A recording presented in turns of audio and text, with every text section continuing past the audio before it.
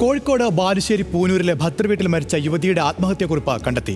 ജീവിക്കാൻ ആഗ്രഹമുണ്ട്, അതിനുള്ള മനസമാധാനമില്ല എന്നാണ് ആത്മഹത്യാക്കുറിപ്പിൽ എഴുതിയിട്ടുള്ളത്. ഭർത്താവ് ശ്രീജിത്തിനെയും ബന്ധുക്കളെയും പോലീസ് ചോദ്യം ചെയ്യും.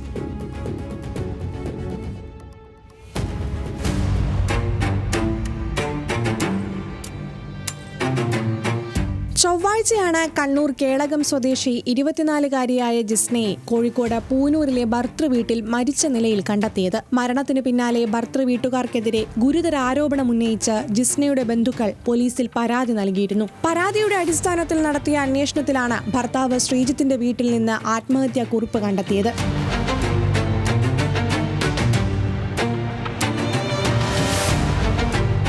ജീവിക്കണമെന്ന് ആഗ്രഹമുണ്ട്, അതിനുള്ള മനസമാധാനമില്ല എന്നാണ് കത്തിൽ എഴുതിയിട്ടുള്ളത്. കത്തിൽ ആരുടെയും പേര് പരാമർശിക്കുന്നില്ല. കത്ത് കസ്റ്റഡിയിലെടുത്ത പോലീസ് അന്വേഷണം ഊർജിതമാക്കി. 3 വർഷം മുൻപാണ് ശ്രീജിത്തും ജിസ്നയും പ്രണയിച്ച് വിവാഹം കഴിക്കുന്നത്. ഇവർക്ക് 2 വയസ്സുള്ള കുഞ്ഞുമുണ്ട്. ഭർതൃമാതാവ് ജിസ്നയെ നിരന്തരം മാനസികമായി പീഡിപ്പിച്ചിരുന്നു എന്നാണ് കുടുംബത്തിന്റെ ആരോപണം. ജിസ്നയുടെ ആത്മഹത്യാക്കുറിപ്പിന്റെയും കുടുംബത്തിന്റെ ആരോപണങ്ങളുടെയും അടിസ്ഥാനത്തിൽ ശ്രീജിത്തിനെയും വീട്ടുകാരെയും വിശദമായി ചോദ്യം ചെയ്യാനാണ് പോലീസിന്റെ നീക്കം. ജിസ്നയെ മരിച്ച നിലയിൽ കണ്ടെത്തിയ പൂനൂരിലെ ഭർതൃവീട്ടിൽ ഫോറൻസിക് സംഘം വിശദമായ പരിശോധന നടത്തി. ന്യൂസ് മലയാളം, കോഴിക്കോട്.